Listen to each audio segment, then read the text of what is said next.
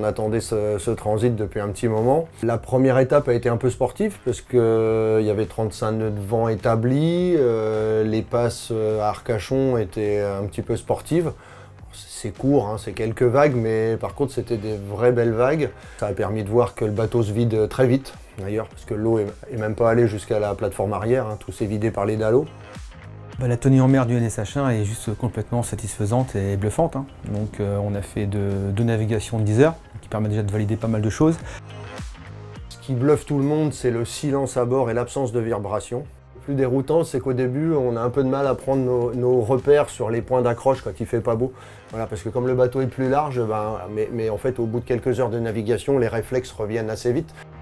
L'ECOP est pour moi une vraie avancée, et une avancée pour tout le monde, aussi bien pour la personne qui va être récupérée que par les plongeurs qui vont se mettre à l'eau pour aller chercher la victime, et même par le personnel qui va opérer. Ça va gagner du temps. Jusqu'à présent, on disposait de jumelles de vision nocturne. C'est des appareils qui sont assez performants, mais qu'une seule personne avait.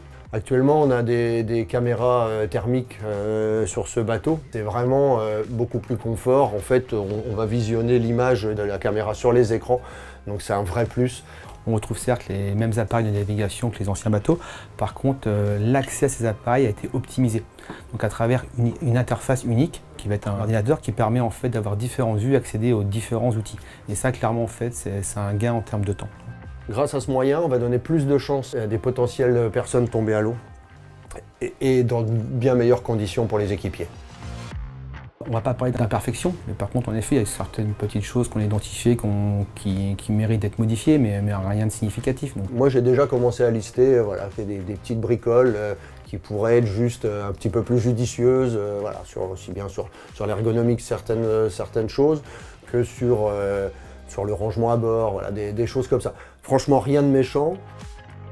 L'intégralité de la station de la Berbrac était là pour nous accueillir. Les stations voisines se sont pointées juste derrière pour nous accueillir. Et j'ai même été surpris de voir qu'il y avait pratiquement la moitié du village qui finalement est venu voir le bateau. Il faut savoir que la Berbrac attend leurs nouveaux moyens. Et tout le monde a été vraiment enthousiasmé. Tous ont pu noter aussi les progrès qui ont été faits entre le prototype, qui reste un bon bateau, mais il y a eu quand même tout un tas de choses qui ont été listées et améliorées sur ces versions, et les versions d'après celui-ci vont être encore mieux parce qu'à chaque fois on monte le niveau. On a eu une formation sur tous les moyens d'assèchement, toute la défense incendie, vraiment sur le fonctionnement du bateau en lui-même, et cette formation est vraiment indispensable pour arriver à bien mettre en œuvre le bateau. Je pense que ce bateau est conçu pour durer, ils ont une durée de vie de 40 ans. Oui, ça valait le coup de l'attendre. On est parti d'une page blanche et aujourd'hui le bateau il est là, on navigue avec. Donc ça fait des années qu'on attend le bateau, donc c'est l'aboutissement de plusieurs années de travail. Du coup oui, on a hâte vraiment de partir en opération avec ce nouveau bateau.